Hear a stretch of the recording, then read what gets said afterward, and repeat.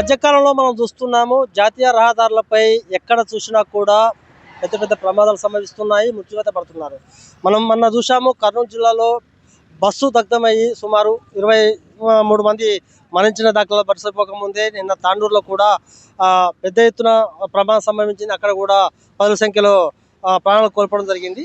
లేటెస్ట్గా ఈరోజు చూస్తున్నాం మనము నల్లగొండ ఉమ్మడి నల్లగొండ జిల్లా సంబంధించినటువంటి చిట్యాల వద్ద పెద్ద ఎత్తున ఒక కారులో మంటలు రావడంతో అక్కడ 8 మంది ప్రయాణికులు త్రుట్లో ప్రాణం కాపాడుకోవడం జరిగింది.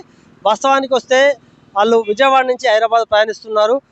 అనుకోని ప్రమాదం సంభవించింది. డివైడర్ ఢీకొనడంతో ఏదైతే ఇన్నోవా వెహికల్ ఉందో ఆ ఇన్నోవా వెహికల్ ఒకేసారి రోడ్డు మీద పడడం జరిగింది. పడ్డ క్రమంలోనే పెద్ద ఎత్తున మంటలు సంభవించాయి. మంటలు సంభవించే సమయంలో దాంట్లో 8 మంది ప్రయాణిస్తున్నారు. కొంతమంది బయటకు పడ్డారు. దాంట్లో 3 మాత్రం అట్టే ఉండిపోవడం జరిగింది. అయితే అక్కడ ఆందోళనలు చేస్తున్న సమయంలో కొంతమంది వచ్చి వాళ్ళని కాపాడడం జరిగింది. ముఖ్యంగా మనం చూస్తున్నాం దాంట్లో ఉన్నటువంటి అయ్యప్ప భక్తులు ఎవరైతే ఉన్నారో అయ్యప్ప భక్తుడు కేకలు వేయడంతోనే పక్కన ఉన్నటువంటి వారంతా రావడం జరిగింది. అక్కడ ఉన్నటువంటి దాంట్లో ఉన్నటువంటి వాళ్ళని కాపాడడం జరిగింది. అయితే వాళ్ళంతా కూడా ఏం చెప్తున్నారంటే అసలు మీరంతా బయటపడ్డ కారణం ఏంటంటే అయ్యప్ప మాలో ఉన్నటువంటి అయ్యప్ప స్వామి వచ్చి మమ్మల్ని కాపాడని చెప్తున్నారు. ఏది ఏమైనా కూడా వాళ్ళ దాంట్లో కొంతమందికి గాయాలు కావడంతో ఫస్ట్ దాన్ని చిట్యాల ఎయిర్ హాస్పిటల్కు తరలించడం జరిగింది. మెరుగైన వైద్యం కోసము హైదరాబాదు తరలించడం జరిగింది. ఏది ఏమైనా కూడా ఈ మధ్యకాలం చూస్తున్నాం మనము అసలు హైవే రోడ్డు ఎక్కాలంటేనే ప్రజలు భయభ్రాంతులకు గురవుతున్నారు. ఎందుకంటే ఏ క్షణంలో ఏమవుతుందో ఏ విధంగా ప్రమాదం సంభవిస్తుందో అనేది అర్థం కావట్లేదు. పెద్ద ఎత్తున కూడా ప్రాణాలు కోల్పోతున్నాయి. ఇప్పటికే రాష్ట్ర ప్రభుత్వంలో రాష్ట్ర సంబంధించినటువంటి పోలీస్ అధికారులు కావచ్చు, జిల్లాలో ఉన్నటువంటి పోలీస్ అధికారులు కావచ్చు సూచనలు చేస్తున్నారు. అసలు ర్యాష్ డ్రైవింగ్ చేయకూడదు. ఒకవేళ ర్యాష్ డ్రైవింగ్ చేసినా కూడా కారులో ప్రయాణిస్తుంటే మాత్రం బెల్ట్ పెట్టుకోవాలి, 2 వీలర్ మీద ప్రయాణించడం మాత్రం హెల్మెట్ పెట్టుకోవాలని చెప్తున్నారు. అయినా కూడా ఎక్కడ కూడా పోలీసు వాళ్ళ మాటలు మాత్రం వాహనదారులు బేఖాతరు చేస్తారని చెప్పవచ్చు.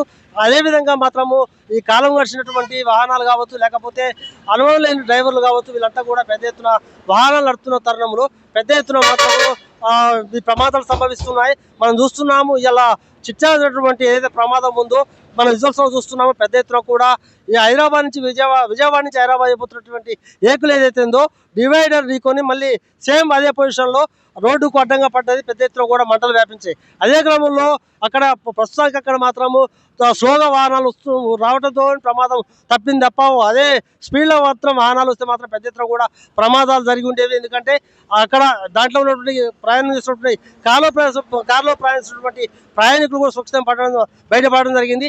ఏది ఏమైనా కూడా ప్రయాణం చేయాలంటే మాత్రం పెద్ద ఎత్తున కూడా ఇబ్బందులు గురవుతున్నారు. ఇప్పటికైనా రాష్ట్ర ప్రభుత్వం వాహనదారులకు కొంత సూచనలు చేయవలసిన అవసరం ఉంది. ఏ విధంగా ఎంత స్పీడ్తోని వాహనం నడపాలి, ఎంత స్పీడ్తోని వాహనం పోవాలని కూడా వాళ్ళకు ఖచ్చితంగా పోలీస్ అధికారులు వాళ్ళు సూచన చేయాలి.